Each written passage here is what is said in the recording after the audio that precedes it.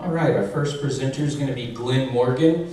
Glyn is an expert in the application of elastomers, thermoplastics, and composite materials in the energy sector, particularly with regards to fluid compatibility, high pressure permeation, and sour service. So with that, bring up Glyn. Okay. Right. I'm going to dive straight in. So most of my talk will be about elastomers, but I am going to talk or include a little bit about thermoplastics and composites at the same time. So straight in, what is rapid gas decompression? What does it involve? What happens? What are we looking for? What is the problem, basically?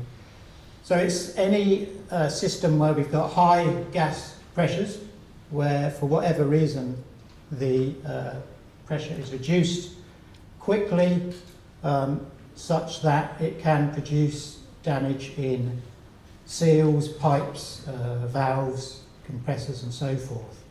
And these figures here, these photographs, are typical range of damage that you can see for an elastomeric component, for example. So small blisters on the O-ring, to much larger blisters, splits and cracks on another example there. And if you open up the little blisters there, you will often see these kind of rings. Each ring represents a decompression event. So you can count up the rings like on a tree and estimate how many decompression events that particular component has seen. And if you look in even closer, into the middle of these craters, you'll often see a piece of contamination, be that something that shouldn't be there at all, or maybe some compounding ingredient that's not been dissolved or mixed in properly. And of course, this is where the dissolved gas in the material itself starts to accumulate and form these blisters. And clearly, once a seal has got into this kind of condition, it's not going to operate as a seal for very long. The same kind of thing can happen for thermoplastics. So these could be pipes, for example. We've got blisters again, splits. Some materials suffer worse than others.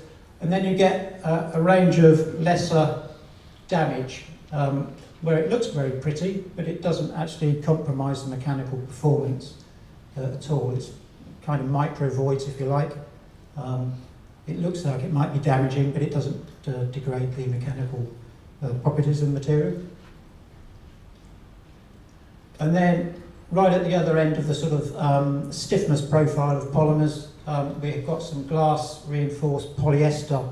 So this is a steel, a liner in a steel pipe, which we've subjected to a series of water alternating gas cycles at very high pressure. And you can see in the inside of the pipe, obviously they're blisters, and if you look through the pipe wall, you'll see that the blisters tend to accumulate in same orientation as some of the fibres, suggesting that the fibres are not wetted properly by the resin when it's being manufactured. So the question is, when we come to hydrogen, are we going to do a decompression test and end up with this kind of situation? Or are we going to be okay and come up with that kind of undamaged situation? And it's quite difficult to predict. But some of the properties that we can actually look at for a material, in this case an elastomer, and the beneficial properties that we'd like to have, is split between mechanical properties, the modulus and the tear strength, and permeation, so the way the gas moves through or behaves in the material itself.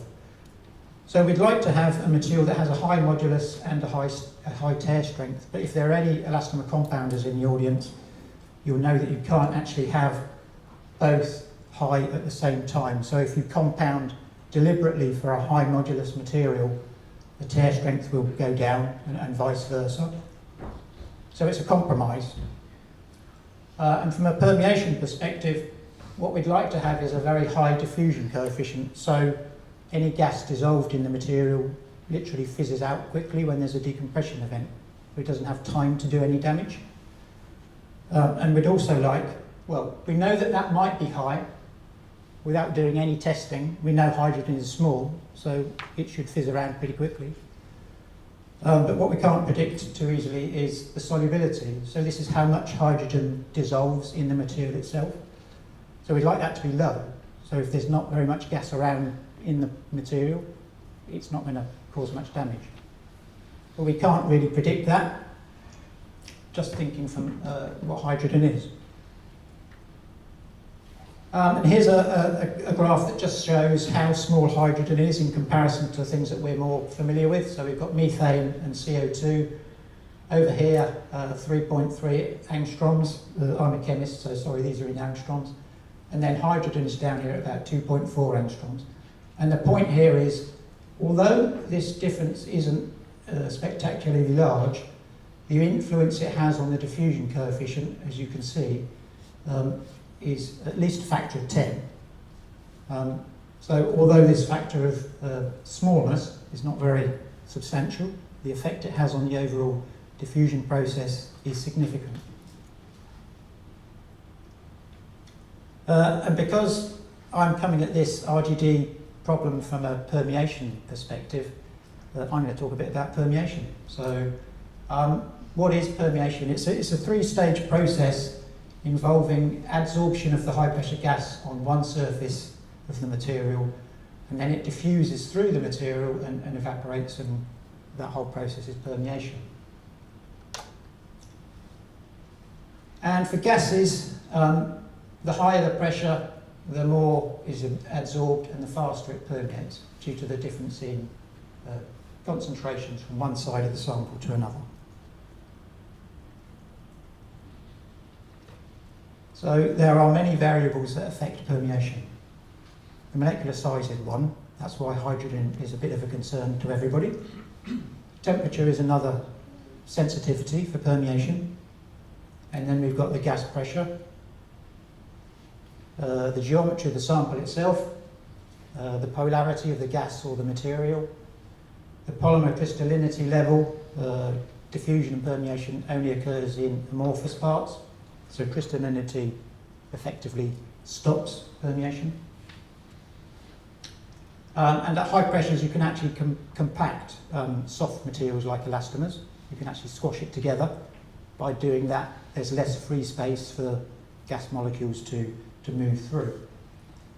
And the reverse of that is if the gas likes being in there, it tends to make the material swell up and permeation increases. And finally, if you've got something like H2S or oxygen around, that can chemically react with the material itself and further influence permeation. So we've actually done some testing. We've done a lot of testing, but most of it is commercial, so I can't tell you about that. So we've done some of our own, so that I can talk about it. So what we've done is, for an elastomer, we've done a series of tests with gases at 100 bar and 100 centigrade. So those three gases, I've just tested a sample of HMBr, an FKM, and a TFE AFLAS type material. I'm not trying to qualify these materials, I'm not trying to big any up, I'm not trying to make any look particularly poor, it's just the way it is. So I've done these tests with methane, CO2 and hydrogen, and I've got those diffusion coefficients you can see up there, and I've put in red the hydrogen ones, simply because those are big numbers compared to what we've got for methane and CO2. Okay? But notice that the HMBr isn't playing ball, so not everything is doing what we thought it might do.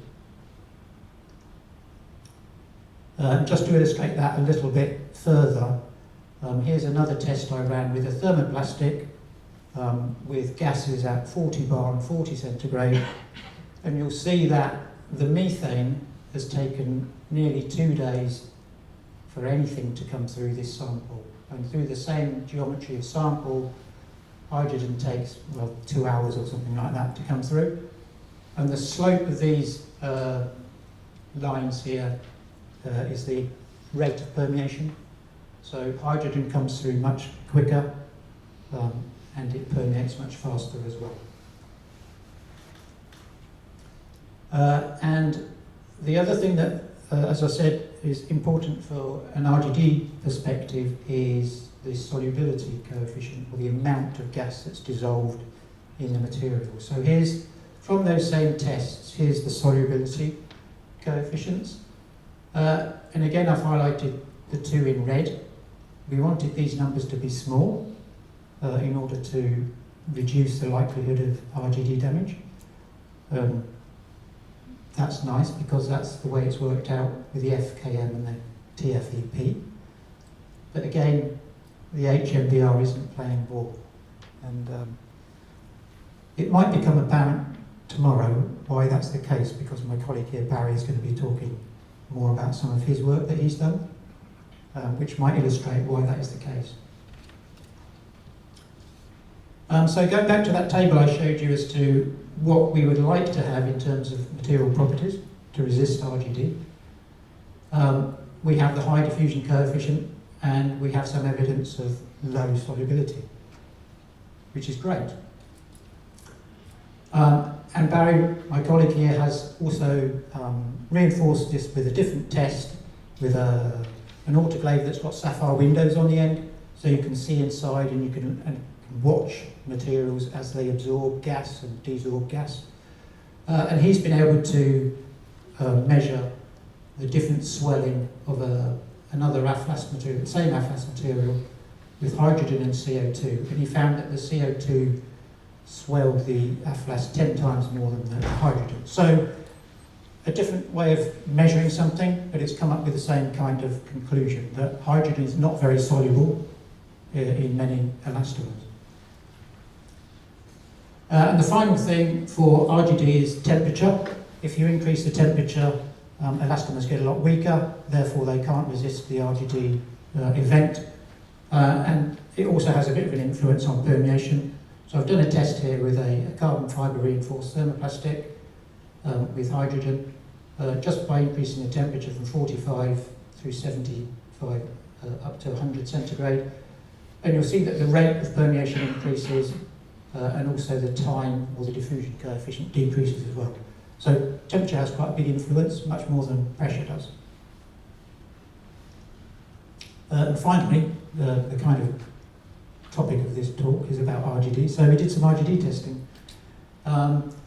This is a kind of version of NORSOC M710 or ISO 23936 with the standard pair of O-rings fitted to a spigot arrangement where the gas can access the materials from all directions. So it's a materials test rather than a leak test. We do that to avoid extrusion damage as well. Instead of doing 8 decompression cycles, we just run 4. We're not qualifying the material, we want to see whether there's any damage or not. So, took those same materials and ran a standard set of tests at 150 bar and 100 centigrade. Standard CO2 methane mix, 10% CO2, and we got these results for those materials. The HMBI was good, the FKM was poor, and the AFLAS material was also good. The FKM was chosen to be poor. Not all FKMs are poor in RGD resistance. That's not what I'm trying to say. But the H2 test, we got pretty much the same result. The HMBR was still good. Notice that the FKM was still a poor performer, and the AFLAS was okay. So, kind of what I'm saying is the H2 hasn't made anything worse, but it has caused some decompression damage. So it's not like it doesn't cause decompression damage, but for the good performing materials, it doesn't make things suddenly worse. They don't suddenly start to fail. So I'm calling these events, RGD permeation, short-term issues. So